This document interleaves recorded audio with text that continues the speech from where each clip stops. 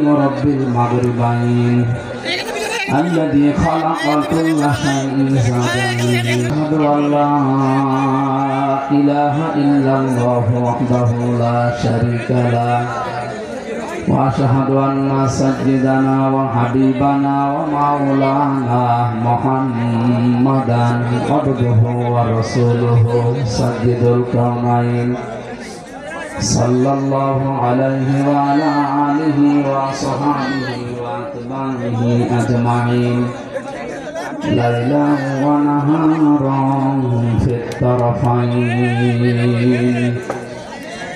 فقد قال الله تعالى في كلامه المجيد الشيطان الرجيم بسم الله الرحمن الرحيم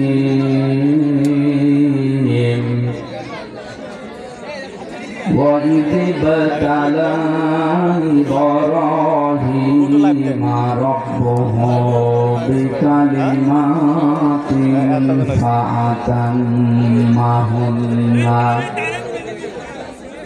قال إني جاعلك للناس إماما قال ومن ذريتي قال لا ينال عهد الظالمين صدقت يا ربنا اللهم صل على سيدنا কথা বলা যাবে না, দাঁড়িয়ে আছে দাঁড়িয়ে থাক। কথা বলা যাবে না, বলো যে যেখানে আছে দাঁড়িয়ে থাক, বসে থাক, শুয়ে থাক, থাক, কথা বলবেন না, একটাও কথা বলবেন না। ঝিনাইদহ জেলার সদর থানার অন্তর্গত আল্লাহু উমরাহু ওয়া বারাকাল্লাহু ফি হায়াতি, বলেন আমিন। এতক্ষণ যারা এখানে আলোচনা রাখলেন ইসলামিক চিন্তাবিদ, শিক্ষাবিদ ডক্টর মাওলানা মোসাম্মেল হক দামাত বারকাতুহুল আলিয়া কথা বলেছেন। এখানে আপনাদের ঝিনাইদহ জেলার সন্তান ডক্টর মাওলানা হাবিবুর রহমান, মাওলানা হোসেন মাহফুজ, মঞ্চে বসা আছেন সর্বজন শ্রদ্ধাভাজন ব্যক্তিবর্গ, বিশেষ করে বাংলাদেশ জামাত ইসলামী ঝিনাইদহ জেলা শাখার শ্রদ্ধাভাজন জেলা আমির বিশ্ববিদ্যালয়, আমার প্রাণপ্রিয় প্রতিষ্ঠান, ওখানকার বিভিন্ন বিভাগে শ্রদ্ধাভাজন শিক্ষক মণ্ডলী আশপাশে বসে আছে। হায়াতে তাজ্জেবা সিহাতে কল্লিয়া কামনা করছি, আল্লাহ স্যারদের দুনিয়া আখিরাতে সম্মান যেন আরো বাড়িয়ে দেন।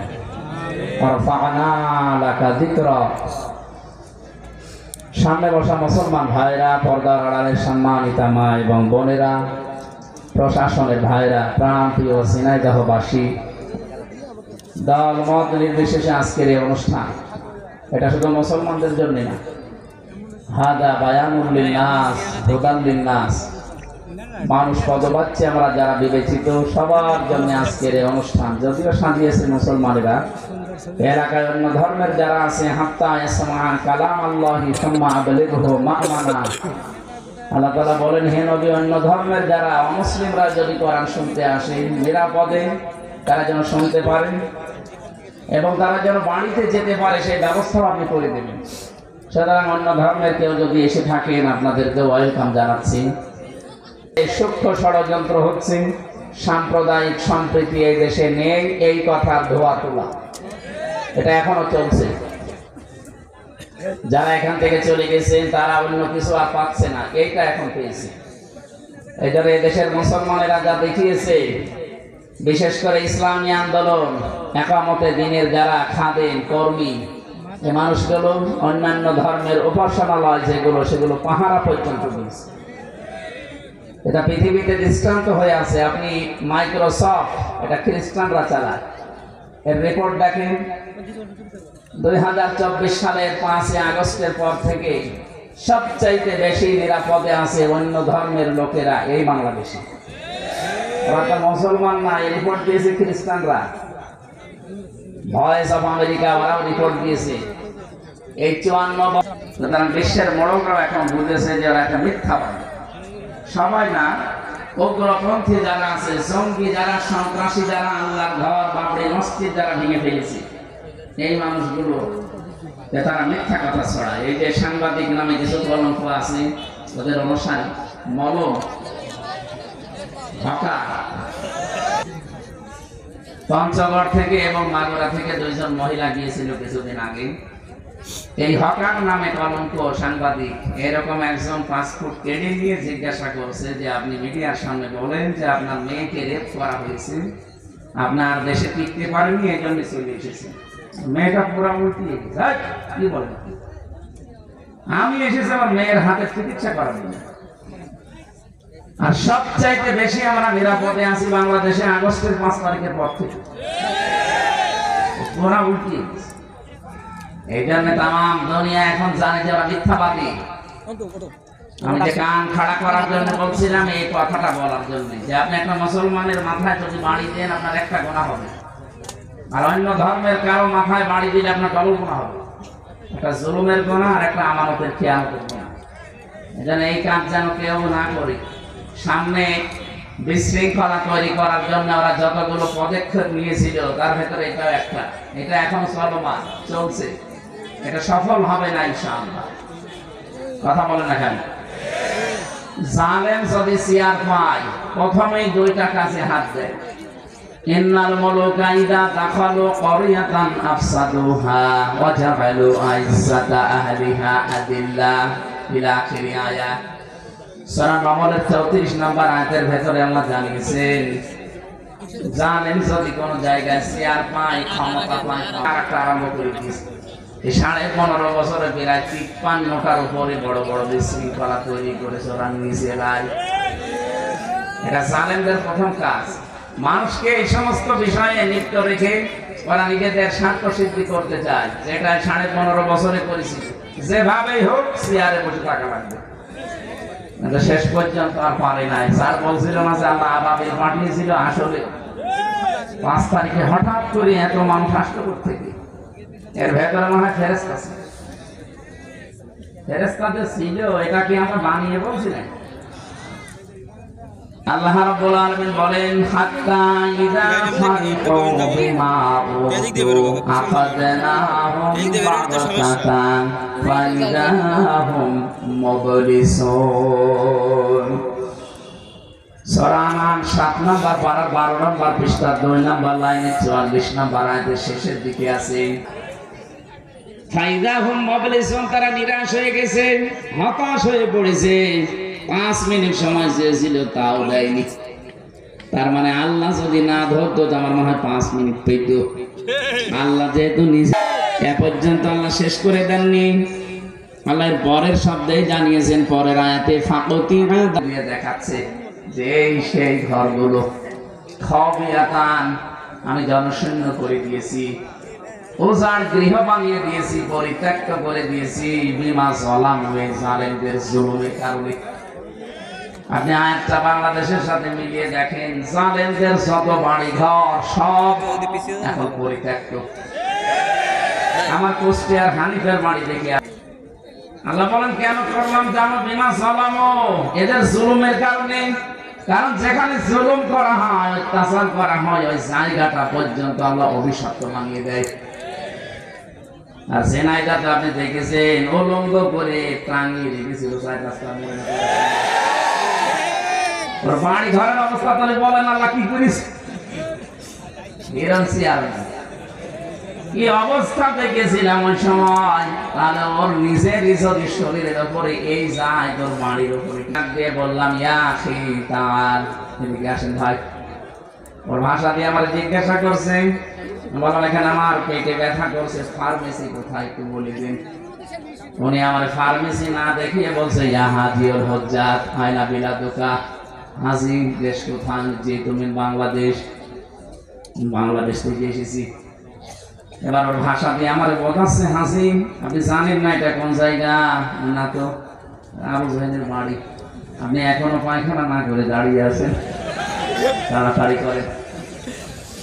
পায়খানা করে দেখি আমার পেটের ব্যথা ভালো হয়ে গেছে। আল্লাহ যেন আমার বোঝাতে চায়, হামজা এত কষ্ট করি, এত টাকা খরচ করে আসলে 6,500 কিলোমিটার দূর, আর শয়তানের বাড়ি পায়খানা না করে চলে যাওয়া, তাড়াতাড়ি করো। আমার এটা আল্লাহ এমনি করেন, জালেমদের জুলুমের কারণে করেছে। কথা বলে না কেন? বলে তো এখানে শিক্ষাটা কি? এ পর্যন্ত ছিল জালেমদের, এরপরটা আমাদের জন্য। সূরা নমল 52 নম্বর আয়াতের শেষের দিকে পাবেন, ইন্না ফি যালিকা লায়াতান লিকাউমিন ইয়ালামুন। এখানে মাঝখানের নামে তাকিদ আছে। আল্লাহ যেন গ্যারান্টি দিয়ে বলতে চায়, অবশ্যই এর ভেতরে শিক্ষা আছে যারা জ্ঞানী তাদের জন্য। আমরা যারা জ্ঞানী মানুষ দাবি করি, আমাদের শিক্ষা কি? জালেমদের এত বড় শিকড় যদি আল্লাহ কেটে ফেলতে পারে, একেবারে সমূলে পুড়িয়ে ফেলতে পারে। আপনি জানেন জালেমদের শিকড় কত নিচে ছিল? ইউনিয়নের দারোয়ান থেকে শুরু করে সংসদ পর্যন্ত প্রত্যেক জায়গায় জালেমদের লোক সব শিক্ষা ছিল। আমি নিজে তো দেখেছি রিমান্ডে ওদের কি শক্ত মজবুত ছিল, একেবারে টপ টু বটন সব জায়গায়। অথচ আল্লাহ বলেন শিকল 1 বছর পরে শ্মশান হয়ে যাবে। আশা করছি শিক্ষা নেবে নাকি এ পর্যন্ত শেষ? বলেন। এখানে করা ওরা যে চেষ্টা চালাচ্ছে সব মাঠে মারা যাচ্ছে, একটাও সফল হচ্ছে না। আর আপনার কথা মতো কিছু মানুষ আমরা দেখতে পাই, এরা উস্কানিতে পা দিয়ে এখনো পর্যন্ত বিশৃঙ্খলা চেষ্টা চালাচ্ছে। সাবধান থাকবে, বিশৃঙ্খলা তৈরি করে আপনি পার পাবেন না। দেখেন না গোপালগঞ্জের মানুষের অবস্থা, পেছনে পিটিয়ে বাঁদরের মতো বার করে দিল। 20 বছর জেল খাটা লাগবে। আমার দলীয় লোক যারা এই উস্কানি দিয়েছিল, তাদের কথা মতো কাজ করলাম, তারা এখন আর পরিচয় দেয় না। আমার এই যে জেলখানায় টাকাও আর আসে না। আর আপনারা যারা জেলে গেছেন জানেন, বাইরে থেকে যদি টাকা পয়সা না যায়, ওখানে যা খাবার দেয় ওইটা খেয়ে টিকে থাকা কঠিন। কথা বুঝতেছে? এই জন্য উনি আমার বলছিল, বাইরে যদি যেতে পারেন আপনারা তো বাইরে যাবেন, যদি যেতে পারেন তো এই মানুষকে সতর্ক করে দিয়ে যে আমার মতো কেউ যেন ভুল না করে। এরকম উস্কানিতে পা দিয়ে যদি আমার মতো একবার 4 দেওয়ালের মাঝে আটকা পড়ে যায়, ওর দুনিয়াও শেষ, আখেরাতও শেষ। কোন বাবা তখন আর তুল দেবে না। এই জন্য যেহেতু আপনার বাবা এখন আর নেইও, আগে যাইতো একটা ছিল, সে বাবাও নেই, এখন সব ফেরেশতা হয়ে গেছে। ফেরেশতা যেমন দেখা যায় না, ও বাবাদেরকেও দেখা যাচ্ছে। এখানে কারো উস্কানিতে আমরা যেন পা না দেই, বিশৃঙ্খলা তৈরি করার চেষ্টা করা। আল্লাহ বলেন 2 নম্বরে জালেমদের কাজ হবে তারা সম্মানিত মানুষদের অসম্মান করবে। আপনি বলেনই 15.5 বড় অপমান হয়েছে আলেমরা। কোরআনের পাকিজ মাওলানা দেলাওয়ার হোসাইন সাইদি রহমতুল্লাহ আলাইহি শহীদ, তাকে শেষ পর্যন্ত আমরা মেরে ফেললেন। আমরা আদালতে দেখেছি অন্যান্য ফাঁসির আসামি যারা, তাদেরকে নিয়ে আসে শুধু হাতে হ্যান্ডকাপ দিয়ে, আলেমদেরকে নেওয়ার সময় মাথায় জোর। ঠিক হচ্ছে। এখন আপনাদের নিয়ে যাচ্ছে এই যে দরবেশ সালমান এফ রহমান। আমি বহুবার দেখেছি আদালতে হাজিরা দিতে গিয়ে ও ম্যাজিস্ট্রেটের সাথে কানে কানে কি বলছে, কয়েকবার দেখেছি কি এখন আপনাকে ওই ম্যাজিস্ট্রেটই তো শাস্তি দিচ্ছে, ওরাটা আল্লাহ উল্টিয়ে দিচ্ছে। এখন আপনারা বলতেন যে কেমন লাগে দেখেন, হুজুর কেমন লাগে দেখেন। আমরাও এখন বলি দেখেন কেমন লাগে। গমসোর একটা ছিল, গমসোর তার 4 তলায় নিয়ে গেছে, 2 তলায় তোলার কথা ছিল, 4 তলায় নিয়ে গেছে। এই জন্য পুলিশকে গরম দিচ্ছে, এত ইতরামি করো আমার সাথে। আমি তো কিছুই ছিল না, জোর করে মামলা দিয়ে আপনি আটক করে তারপরও 10 তলায় তুলতেন নামাতে। যা করেছেন 15.5 বছরে, এর 100 ভাগের 1 ভাগও এখনো হয়নি। এই জন্য জালেম যারা, তাদের কর্মসূচি 4টা, এই 2টা এই আয়াতের ভেতরে আল্লাহ দিয়েছে, আর 2টা আছে সূরা বাকারার ভেতরে। আমার এটা উদ্দেশ্য না, আমার উদ্দেশ্য সামনে যদি কোন মানুষ আমাদের এই দেশের চেয়ার পায়, তারা যেন এইরকম কাজগুলো না করে। আর আমরা যেহেতু এসেছি কোরআন কারীমের অনুষ্ঠানে, এটা দল মত নির্বিশেষে সবার জন্য, সবার জন্য না, বলেন বলেন যারা সবাই এখানে এসেছি কোরআন যেভাবে শোনা লাগে আপনারা ওই দুইটা শর্ত মানবেন। এক নম্বরে ফাসতামিউ লাহু ওয়া আনসিতু শোনা। আবু বকর সিদ্দিকের মতো মানুষেরা শেষ বানিয়ে জানাবে আমি আল্লাহ কিসে কোরআনের সাথে বিশ্বাসী দেখি আর কোরআন নিয়ে তো কোরআন পেয়েছি তাহলে জানেন কোরআন সময় লাগাবে কাশফল আমরা সামনে গদি কইছি তুমি সিনেমা এর বেশি মাহফিলে মানুষ বাবা বাবা কে জানাতে না বাবা বাবা কে জিন্দেগি পরিবার গায় বাবা বাবা কে শিক্ষা সম্মানের ভূমিকা বাবা বাবা কে হাসিনার ভূমিকা এরপর মাহফিলে জোয়ান বছরে 96 ভাগ সম্মান দেশে এটা বিষয় করে সম্মাননা এর সম্মানিতে আল্লাহু লানা ওয়া লাকুম ফিল কোরআনিল আযীম। মরণ আসলেই যেন আমরা পড়তে পারি লা ইলাহা ইল্লাল্লাহু মুহাম্মাদুর রাসূলুল্লাহ। আসসালামু আলাইকুম।